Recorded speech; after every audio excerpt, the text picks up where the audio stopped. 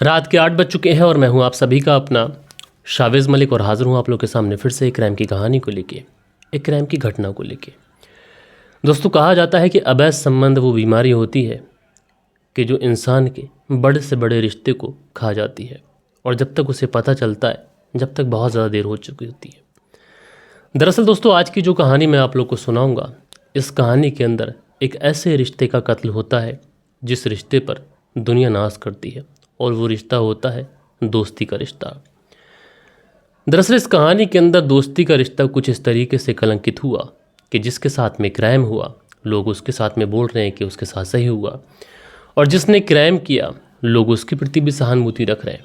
तो ऐसे में इस पूरी कहानी के अंदर क्या हुआ था, ये मैं आप लोगों को बहुत ही डिटेल में डिस्कस करूंगा। लेकिन दोस्तों, आप लोगों से फिर वही रिक्वेस्ट है कि अगर आप लोग चैनल पर पहली बार विजिट कर रहे हैं तो आप लोग इस चैनल को ज़्यादा से ज़्यादा शेयर, लाइक, सब्सक्राइब और कमेंट्स ज़्यादा किया करें, क्योंकि दोस्तों आपका कमेंट्स, आपका लाइक एक तरीके से मुझे इस तरीके की एनर्जी देता है कि जैसे मैंने एक गिलास ग्लूकोज ले लिया हो और अगले दिन बेहतर से बेहतर अंदाज में आप लोग को स्टोरी सुनाने के लिए मुझे और भी ज़्यादा एनर्जी मिल जाती है। तो फिर चलते हैं, सीधा सीधा इस कहानी का रुख करते हैं। बात करें दोस्तों आज की इस कहानी की, तो आज की इस कहानी की शुरुआत होती है बिहार के बेगूसराय से। दरअसल इसी बेगूसराय के अंतर्गत एक थाना आता है, बलिया थाना, और इसी बलिया थाने के अंतर्गत एक गांव है, पोखरिया गांव। और इसी पोखरिया गांव के अंदर एक परिवार रहा करता है। इस परिवार में एक लड़का है जिसका नाम है राजा। राजा के परिवार में राजा की एक बड़ी बहन भी है जिसकी शादी हो चुकी है और उसके 3 बच्चे भी हैं। लिहाजा बात कर रहा हूँ मैं 26 नवंबर साल 2025 की। और इसी 26 नवंबर साल 2025 को राजा की जो बहन थी जिसकी शादी हो चुकी है, जिसके 3 बच्चे हैं, उसका जो बड़ा वाला बेटा था उसका जन्मदिन था। लिहाजा राजा को उस बर्थडे में जाना भी था, लेकिन राजा अकेले जाना भी नहीं चाहता था। अब राजा को यह समझ नहीं आ रहा था कि वो कैसे जाए, क्योंकि इतने लंबे रास्ते में अगर कोई साथ हो तो रास्ता भी कट जाता है, कंपनी भी मिल जाती है। क्योंकि उसकी जो बहन की शादी हुई थी वो भागलपुर में हुई थी। लिहाजा उसके बाद में राजा अपने बचपन के दोस्त नंदन कुमार के पास पहुंचता है और नंदन कुमार से कहता है कि उसकी बहन के जो बड़ा वाला बेटा है उसका जन्मदिन है, चलो वहाँ पर चलते हैं। अब नंदन कुमार अपने फैमिली वालों से कहता है कि वह राजा के साथ उसकी बहन के घर पे जा रहा है। उसके बाद में परिवार वाले कहते हैं कि चलो ठीक है, क्योंकि राजा और नंदन कुमार की जो दोस्ती थी, ये दोस्ती इतनी ज़्यादा क्लोज दोस्ती थी कि दोनों अक्सर एक दूसरे के घर हमेशा आया जाया करते थे। दोनों एक दूसरे के साथ में घूमने भी जाया करते थे, साथ खेले, साथ पढ़े बले। दोस्तों, कुछ दोस्ती ऐसी होती हैं जिन दोस्तियों को परिवार वाले भी कभी ऐतराज़ नहीं करते और परिवार वालों को भी लगता है कि ये दोनों एक दूसरे के बहुत अच्छे दोस्त हैं, इसलिए परिवार वाले भी अलाउ कर देते हैं। अब जो राजा होता है नंदन कुमार को अपने साथ लेता है, बाकी के राजा के 3 दोस्त और होते हैं उनको भी अपने साथ लेता है और उसके बाद में निकल जाता है अपनी बहन के लिए घर के लिए भागलपुर। अब भागलपुर के लिए निकल जाता है। उधर जो नंदन कुमार के परिवार वाले होते हैं उनसे कह के जाते हैं कि ये लोग शाम तक लौट आएंगे। लेकिन शाम हो जाती है, परिवार वाले नंदन कुमार का फ़ोन लगाते हैं, लेकिन जो फ़ोन था वो एक तरीके से नॉट रीचेबल बताता है, स्विच ऑफ बताता है। अब परिवार वाले राजा का फ़ोन लगाते हैं, लेकिन राजा का भी फ़ोन नहीं लगता है। परिवार वाले परेशान होने लगते हैं, ससुराल वालों को फ़ोन करते हैं उस लड़की की जहाँ पर राजा की बहन थी, उनसे भी पूछताछ की जाती है, तो वो बताते हैं यहाँ पर आए ही नहीं। ऐसा करते करते पूरी रात गुजर जाती है।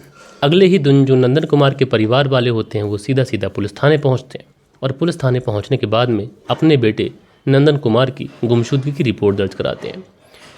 अब जैसे ही नंदन कुमार की गुमशुदगी की रिपोर्ट दर्ज कराई जाती है, उसके बाद में पुलिस वाले जो थे आश्वासन देते हैं कि चलो ठीक है, हम लोग ढूंढते हैं। अब नंदन कुमार की जब लास्ट लोकेशन ये सारी चीज़ें ट्रेस की जाती हैं तो पता चलता है कि जो भवानीपुर है, जो भागलपुर के पास में ही है, इसी भवानीपुर में जो नंदन कुमार था उसकी लास्ट लोकेशन पाई जाती है। इसलिए पुलिस जो होती है भवानीपुर की पुलिस से कांटेक्ट करती है और कांटेक्ट करने के बाद में कहती है कि ऐसा ऐसा एक लड़का, उसकी लास्ट लोकेशन यहाँ की दिखाई पड़ रही है, आप भी थोड़ा सा इस मामले में सपोर्ट करें, देखें, ढूंढें। लिहाजा भवानीपुर की जो पुलिस होती है वो भी ढूंढने लगती है और आखिरकार 27 नवंबर साल 2025 का दिन आ जाता है। अब 27 नवंबर साल 2025 को भवानी पुलिस ढूंढ रही है भवानीपुर की, लिहाजा एक जगह पड़ती है भवानीपुर के पास में नारायणपुर चौफेला, और इसी नारायणपुर चौफेला के एक गांव के अंदर, गांव से महज 500 मीटर की दूरी पर एक खेत के अंदर एक डेड बॉडी मिलती है। लिहाजा पुलिस को जब ये डेड बॉडी मिलती है तो उसके बाद में भवानीपुर की जो पुलिस थी अब सीधा सीधा जो बलिया थाना है वहाँ पे कांटेक्ट करती है कि इस तरीके से एक डेड बॉडी मिली है। लिहाजा बलिया थाने की जो पुलिस होती है तुरंत भवानीपुर पहुँचती है, उस डेड बॉडी की शिनाख्त करती है तो पता चलता है कि हाँ, ये डेड बॉडी नंदन कुमार की ही है। लेकिन दोस्तों, जो डेड बॉडी मिली थी उसकी हालत इतनी ज़्यादा ख़राब थी कि इस सर्दी के मौसम में नंदन कुमार के जिस्म पर एक भी कपड़ा नहीं था सिवाय एक अंडरवियर के।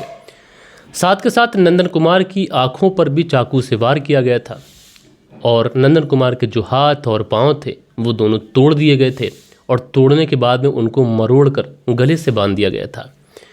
यानी हत्या इतनी बेरहमी के साथ में की गई थी कि जैसे किसी ने इससे बरसों पुरानी दुश्मनी निकाली हो। अब फिर क्या था दोस्तों, पुलिस अब ये पता करती है कि किसके साथ में आया था, तो पता चलता है इसका दोस्त एक राजा था, वो उसके साथ में आया हुआ था। अब पुलिस वाले राजा की तलाश करते हैं। लिहाजा राजा की जो बहन होती है सीधा सीधा उसके घर पे पहुंचते हैं पूछताछ के लिए।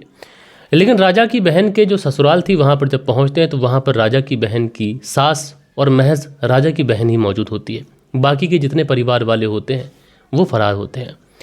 अब पुलिस वाले उसके बाद में वापस से राजा के घर आते हैं लौट कर, जिस गांव का राजा रहने वाला था, यानी जिस गांव का राजा और नंदन कुमार दोनों रहने वाले थे। जब राजा के घर पहुंचते हैं तो पता चलता है कि राजा के घर वाले भी फरार हैं। अब पुलिस को समझने में देर नहीं लगती है कि इस पूरे मामले को अंजाम अगर किसी ने दिया है तो राजा नहीं दिया है। लिहाजा पुलिस वाले तहकीकात करते हैं और उस तहकीकात में जो चीज़ें निकल के आती हैं दोस्तों वो इतनी ज़्यादा ख़तरनाक होती हैं जिसे सुनने के बाद में हर कोई हैरान हो जाता है। दरअसल राजा और नंदन कुमार दोनों बचपन के बहुत अच्छे दोस्त थे, एक साथ पले बड़े, एक साथ खेले, एक साथ स्कूल गए। दोनों के बीच में जो दोस्ती थी ये दोस्ती इतनी ज़्यादा गहरी थी कि ये दोनों अक्सर एक दूसरे के साथ में काफ़ी ज़्यादा टाइम बिताया करते थे। और पूछताछ में गांव वालों ने यह भी बताया कि राजा और नंदन कुमार 25 नवंबर साल 2025 की जो रात थी उस रात में गांव के बाहर जो मंदिर है पूरी रात उसी मंदिर पे बैठे रहे। और उसके बाद में 26 नवंबर को जो राजा था अपने दोस्त नंदन कुमार को ये कहकर अपने साथ लेकर जाता है कि उसकी बहन के बेटे का जन्मदिन है, चलेंगे और लौट आएंगे। लिहाजा उसके बाद में जब पुलिस पूरी पूछताछ करती है तो पूछताछ में ये चीज़ें सामने आती हैं कि राजा अक्सर नंदन कुमार के घर जाया करता था। उधर जो नंदन कुमार है ये राजा के घर पे आया करता था। इसी दौरान राजा की जो बड़ी बहन होती है उसके साथ में नंदन कुमार की नज़दीकियाँ बढ़ जाती हैं। अब बड़ी बहन से नज़दीकियाँ बनती हैं, जो ऑलरेडी शादीशुदा थी, उसके 3 बच्चे भी थे। उसके बावजूद भी राजा की जो बहन थी नंदन कुमार के प्यार में पड़ती है। दोनों एक दूसरे से घंटों घंटों बातचीत करते हैं। बातचीत तो करते हैं, जब कभी भी इनको मौका मिलता है तो मुलाकात भी कर लेते हैं। नंदन कुमार अक्सर राजा की बहन के ससुराल में उससे मिलने के लिए जाया करता था और अक्सर घंटों घंटों राजा की बहन से ये बातचीत भी किया करता था। इसी वजह से राजा की बहन के जो ससुराल वाले होते हैं उन्हें कहीं ना कहीं इस नंदन कुमार के ऊपर शक हो जाता है। वो इस बारे में राजा की फैमिली वालों को बताते हैं कि तुम्हारी बहन है, वो तुम्हारे दोस्त से घंटों घंटों बात करती है। लिहाजा राजा की जो फैमिली वाले होते हैं वो उस लड़की से पूछताछ करते हैं कि इस बात में कितनी सच्चाई है, उसको डराते हैं, उसको धमकाते हैं। लिहाजा राजा की जो बहन होती है जो ऑलरेडी शादीशुदा, जिसके 3 बच्चे हैं, वो ये बात कबूल करती है कि हाँ, राजा के दोस्त नंदन कुमार के साथ में उसके अवैध रिश्ते हैं। अब जैसे ही ये बात राजा को पता चलती है राजा आग बबूला हो जाता है। उसको तो यकीन ही नहीं होता है कि उसका ही सगा दोस्त जो हमेशा उसके घर आता है, हमेशा उसके घर उसका नमक खाता है, चाय पानी पीता है, उसका दोस्त है। एक दूसरे की भली भांति रिस्पेक्ट करना ये दोनों दोस्त अच्छे से जानते हैं। राजा को ये यकीन नहीं हो पा रहा था कि उसकी बहन का घर बर्बाद करने में किसी और का हाथ नहीं है, बल्कि उसके ही जिगरी दोस्त नंदन कुमार का हाथ है। लिहाजा उसके बाद में राजा अपनी बहन के ससुराल वालों के साथ मिलकर एक प्लानिंग करता है और प्लानिंग ये होती है कि क्यों ना नंदन कुमार को इस दुनिया से हमेशा हमेशा के लिए विदा कर दिया जाए। उसके बाद में इज्जत के खातिर राजा जो था अपनी बहन के ससुराल वालों के साथ मिलता है, प्लानिंग करता है और इसी प्लानिंग के तहत वो 25 नवंबर साल 2025 को पूरी रात नंदन कुमार को लेकर मंदिर पर बैठा रहता है। लेकिन नंदन कुमार को वो ज़रा भी शक नहीं होने देता है कि आखिरकार राजा के जहन में चल क्या रहा है। उसके बाद में राजा जो था नंदन कुमार को अगले दिन अपनी बहन के ससुराल बेगूसराय लेके पहुंचता है और उसके बाद में बड़ी ही बेरहमी के साथ में उसकी हत्या करता है।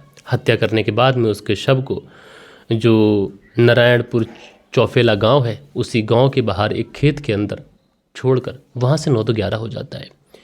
लेकिन दोस्तों पुलिस की तफ्तीश में ये पता चला है कि जो शव मिला है नंदलाल का, ये उसकी गर्लफ्रेंड से यानी उसकी प्रेमिका के घर से महज 500 मीटर की दूरी पे है। बहरहाल दोस्तों जब पुलिस ने इस पूरे केस का खुलासा किया, हालांकि जितने भी आरोपी हैं वो अभी फरार हैं, पकड़े जाएंगे तो इस केस के अंदर और भी खुलासे हो सकते हैं। लेकिन अभी तक जो अपडेट आई है उस अपडेट के हिसाब से मैंने आप लोग को ये कहानी सुनाई, और इस कहानी के अंदर एक नहीं बल्कि कई रिश्तों का कत्ल हुआ। पहला नंबर आप देखेंगे यहाँ पर एक दोस्त ने दोस्त की बहन के साथ में नाजायज़ ताल्लुकात बनाए और उसने अपनी दोस्ती की परवाह नहीं की, और नंदन कुमार ने पूरी कोशिश की कि किसी तरीके से राजा की बहन के साथ में वो इस तरीके की अफेयर बनाए, चाहे उसका घर टूटे चाहे कुछ भी हो। दूसरी तरफ जो राजा की बहन थी, जो ऑलरेडी शादीशुदा थी, जिसके 3 बच्चे भी थे, वो अपने पति को धोखा देती रही, अपने भाई को भी धोखा देती रही, और एक ऐसे शख्स के साथ में उसने रिश्ते बना लिए जो अक्सर उसके घर आया जाया करता था।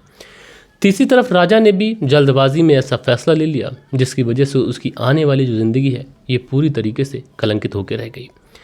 बहरहाल दोस्तों इन लोगों को क्या सज़ा मिलनी चाहिए, और इस पूरी घटना के अंदर आप लोग सबसे ज़्यादा कसूरवार किसको मानते हैं, आप लोग कमेंट्स करके ज़रूर से ज़रूर बताइएगा। बाकी दोस्तों कल के दिन आप लोग के कुछ बेहतरीन से कमेंट्स भी थे, वो वक्त होता है कि आप लोग के कमेंट्स पढ़ लिए जाएँ। सो दोस्तों कल के दिन जो आप लोग के कमेंट्स आए थे इसमें पीके शर्मा है, लिखते हैं नाइस स्टोरी सर, पर आप एक बात ज़रूर बताइए कि आपने बोला कि बेटे को कानून हाथ में नहीं लेना चाहिए था। अगर बेटा कानून हाथ में नहीं लेता तो ऐसी कौन सी सज़ा थी जो कानून के दायरे में वो अपने पिता और अपनी पत्नी को दिलवा सकता था। तो कानून हाथ में तो उसको बिल्कुल भी नहीं लेना चाहिए था। ऐसी पत्नी जो गलत रास्ते पे चल रही है उसको अगर चाहें तो वो कानूनी तरीके से छोड़ भी सकता था, लेकिन कत्ल करने का उसका कोई भी रीज़न नहीं बनता था। वाला दिनेश कुमार लिखते हैं आपकी कहानी सुनने का जो अंदाज़ है ये बहुत बढ़िया है। दिनेश कुमार जी मेरे भाई, मैं आपका जितना शुक्रिया अदा करूँ उतना कम है। आगे दिनेश कुमार लिखते हैं बहुत बढ़िया स्टोरी है भाई। तो दिनेश कुमार जी मेरे भाई आपका शुक्रगुजार हूँ। दिनेश कुमार आगे लिखते हैं नमस्कार मलिक भाई साहब, ख़राब टाइम चल रहा है। दिनेश कुमार जी शुक्रिया आपका। आगे शरियन शर्मा लिखते हैं मलिक भाई आपकी कहानी बहुत अच्छी होती है। तो शरियन शर्मा जी मेरे भाई आपका शुक्रगुजार हूँ। शाहबुद्दीन जी प्यारा सा कमेंट्स करते हैं, तो भाई आपका भी बहुत बहुत शुक्रगुजार हूँ। उसके बाद में अगला कमेंट्स है नमस्कार सर जी, नाइस वॉइस, प्रदीप वर्मा जलंधर पंजाब से। तो प्रदीप वर्मा जी बहन आपका बहुत बहुत शुक्रिया। उसके बाद में नमस्कार मलिक भाई साहब, नाइस स्टोरी, सुरेंद्र कुमार श्री विजयनगर राजस्थान से सुनते हैं। तो सुरेंद्र कुमार जी मेरे भाई आपका बहुत बहुत शुक्रगुजार हूँ। ए चौधरी लिखते हैं अभी तो शायद शर्मो हया जैसे लोगों से रूठ सी गई है। तो ए चौधरी जी मेरे भाई आपका बहुत बहुत शुक्रिया। उसके बाद में राधेश्याम शर्मा है, लिखते हैं राधेश्याम शर्मा सिरसी जयपुर राजस्थान से सुनते हैं। और एक बात कभी भी गायब हो जाते हैं, दोबारा 10 बजे बाद कमेंट्स करने वालों को नाम नहीं आता।